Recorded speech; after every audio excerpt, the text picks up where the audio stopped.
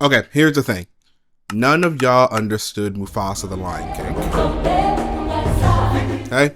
It's Color Mind, your favorite April Aries, and this is Swatches, a place where I still talk about the things that I'm thinking about, but I just don't feel like these thoughts warrant an hour full of bullshitting. So no, you're getting a short watch, a swatch.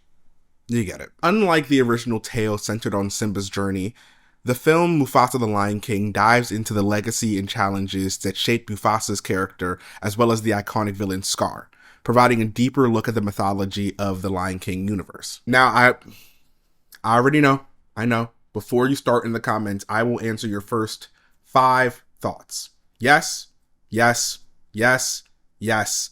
Still, yes, the main point of this entire movie was a tactless cash grab off of billion-dollar corporation's most successful asset. Yes, this movie is clunky, aimless, and constantly afraid of alienating its own audience. Yes, this film is a multi-million-dollar propaganda project to once again try to convince the country that Beyonce can act like someone not Beyonce. Yes, there's no reason for a Mufasa prequel. There was no need for a Lion King prequel. Still, this movie is trying to say something, and I think a lot of people anyway, are missing it. I mean, it was directed by the guy that did If Beale Street Could Talk in Moonlight. You think he got nothing to say?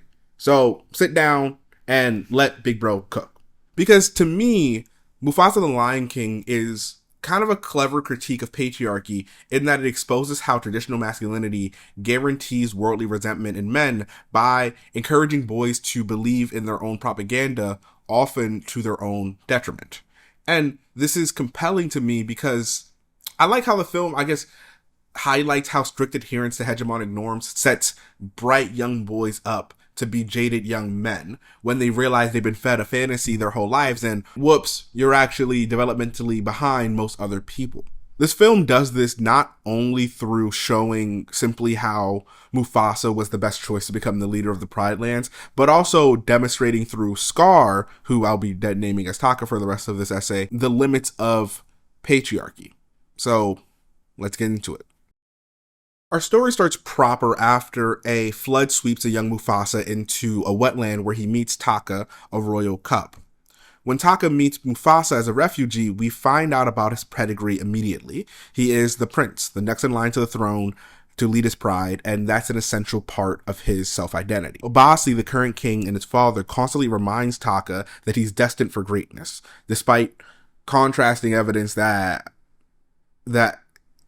he's not that guy, though. I mean, mans couldn't even outrun a starved refugee. Like, yes, I mean, he did let Mufasa win, but let's be real. If you saw the chase sequence, you knew it was low-key pretty close. Like, you're not that guy. But none of that matters because Taka has the blood of a king, and so has already earned the respect and deference of one. It's a privilege being pitched to him as birthright. And this is true even if it was a lie, because as Obasi said, sometimes the rule, you must lie, or something like that. I didn't react to the video for this. But Taka is basically an only child with a rich dad who tells him that he's solid because, well, he's going to inherit the company anyway. You can even see how he envisions his relationship with Mufasa in I Always Wanted a Brother. When I'm king, no other animal will break my stride. And my brother, when I'm king, you'll always take my side. When you really think about the lyrics, it's less about wanting a brother than kind of having a knight. What am I to you?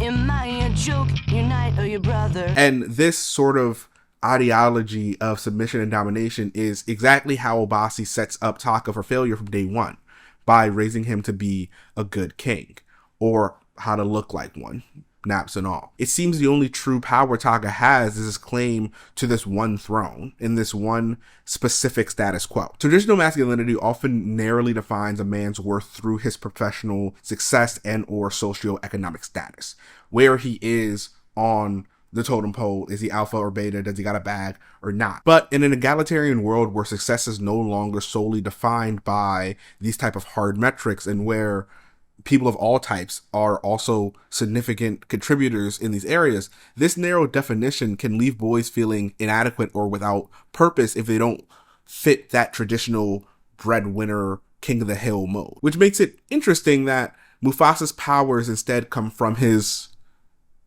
Queerness. Oh my God, bro. Don't click off.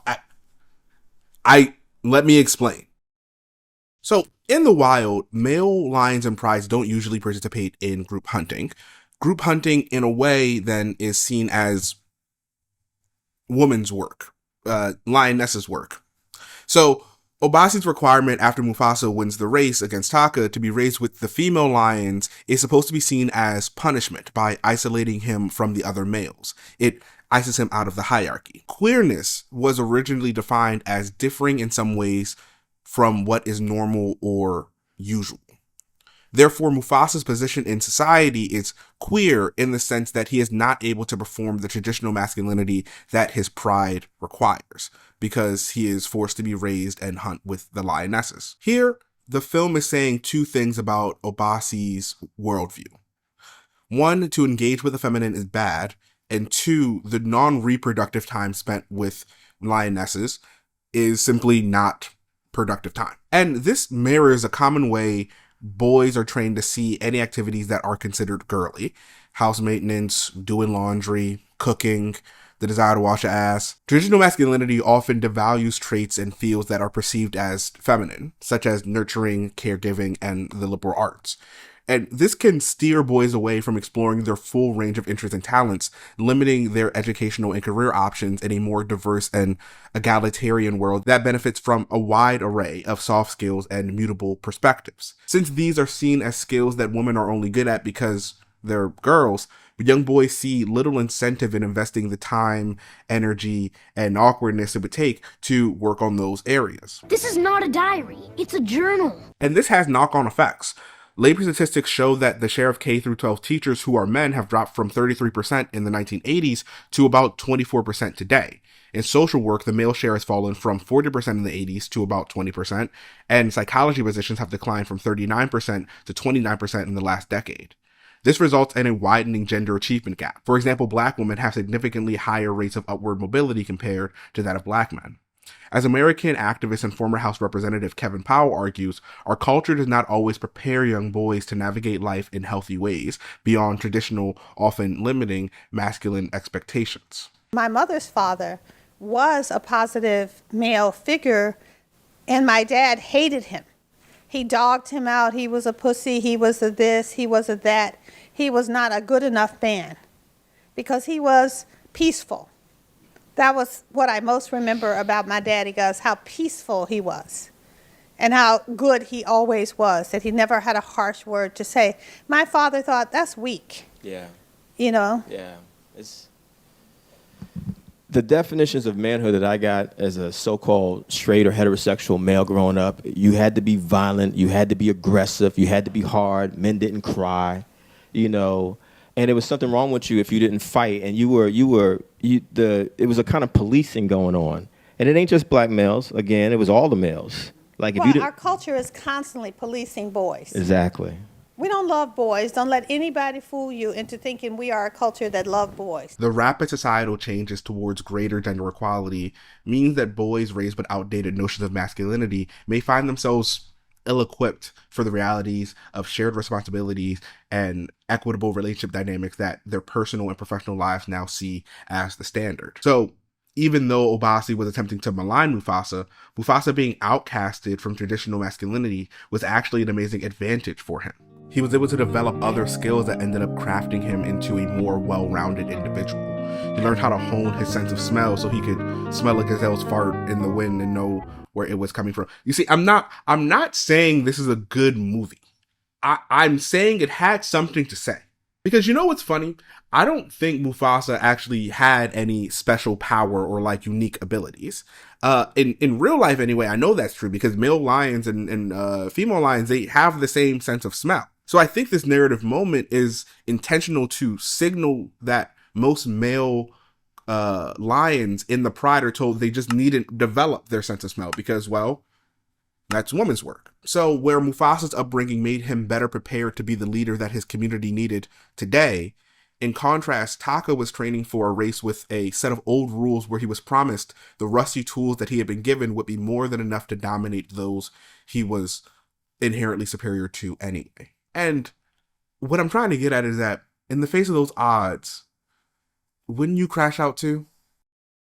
I don't think we talk enough about how the current state of masculinity is a pyramid scheme. Pyramid schemes trick people by saying they can move up and get rich if they work hard, even though we know most people never do. Patriarchy makes it seem like everyone has an equal chance, but in reality, women and others face bigger obstacles that keep them from having the same opportunity as men. Pyramid schemes need new people to join to keep the system going, even though most people won't ever get rich from it. Patriarchy teaches people from a young age to act in certain ways based on their gender, rewarding those who follow the rules and punishing those who don't. Both systems keep power in the hands of a few people while everyone else struggles to get ahead. And patriarchy, much like pyramid schemes, eventually fall apart because they rely on taking advantage of the greatest amount of people possible. I've been listening to this audiobook by Richard Reeves of Boys and Men, where he suggests that male identity is somewhat more socially constructed than female identity, making it more fragile and reliant on clearer societal markers and social scripts. I mean, yeah, it's called fragile masculinity for a reason. For example, he notes a significant gender gap in finding meaning in children and grandchildren, with women reporting this as a source of meaning much more often than men. I guess because, it came out of them and shit. He refers to this as the neededness crisis. Many men express a feeling of not being needed by their families, communities, or society. This lack of clear purpose and feeling of being surplus to society can lead to retreat, dislocation, and even despair, manifesting in issues like social isolation and decreased engagement with social institutions. And I ended up writing this script before I watched Adolescence on Netflix, so I don't have a bunch of thoughts for it here. But I do sometimes think about the amount of emotional trauma that has to happen to a boy in the alt-right pipeline for them to be put into it, and then when they inevitably make it out. I don't really know what it feels like because I'm not necessarily the main demographic, but I bet it sucks, right?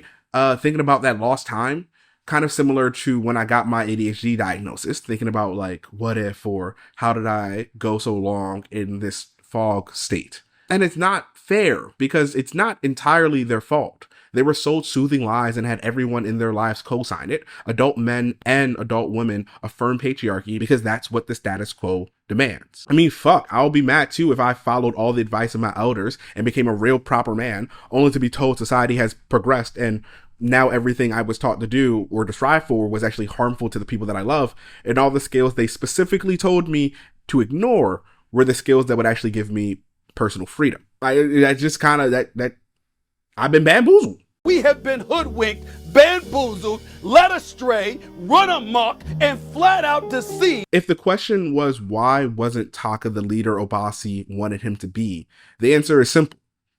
Because he didn't adapt to the new world that he was in. He couldn't. No one bothered to teach him how. I mean, that's why Taka has to ask Mufasa for advice on how to spit game at Sarabi, because Mufasa was the one with the actual tools to survive and actually spent time around women. Taka's like 21 years old in lion years, and this was the first time he ever heard the pro tips. Girls like it when you listen to him. He's cooked, fam. He's naturally timid, prone to running away, and had no experience in crisis management. Taka couldn't be the leader he needed to be because he never actually put himself in harm's way. By his own admission, he was never a hunter. He didn't need to be in the old world. And he didn't need to prove his superiority or his usefulness. It was always implied. Until it wasn't. When you were drowning, I pulled you out. I gave you life which you lived in my debt. Now I'm the one drowning, tumbling down, trying to escape what I cannot forget. I have a brother no longer, it's over and done. Now all I have is this shame and this rage that I can't outrun. It's important to realize Mufasa didn't steal Sarabi away from Taka, and he also knows that. Sarabi chose Mufasa because he displayed tangible leadership and selfless qualities that made her trust him. Ultimately, Taka's anger isn't with Mufasa. He has, as he states, shame and rage towards a reality that he wasn't prepared for. Taka and boys like him, I now believe, are groomed to be resentful men because they are repeatedly told a narrative that was never true. This put him in an emotional disadvantage in a world that was more complicated than the binary he grew up in. Mufasa's success therefore results in a kind of character death for Taka. Taka turning into Scar is really the cognitive dissonance that happens when you realize your entire worldview was the thing holding you back the whole time. And mental trauma of that nature can easily be transformed into resentment and rage at a perceived outgroup who was successful in a game you felt you were supposed to win by default. And to be very clear, to be crystal light clear, I don't think that's a good or healthy response. But I do find it understandable and predictable, right? At the end of the day, while still an annoying sign of the times, Mufasa the Lion King reminds me of the importance of confronting cultural shifts and providing good male role models for boys. Because we must remember that masculinity does not invent itself, and it requires intentional creation and modeling. And I, for one, think that's a saving grace. It means we're not stuck on our ways, imprisoned by our genes or gender. It means we can change for the better. It means we can help boys be their best. And as always, be kind. This is Color Mind, and thanks for watching. My brother, you better fuck with my brother. That about my brother.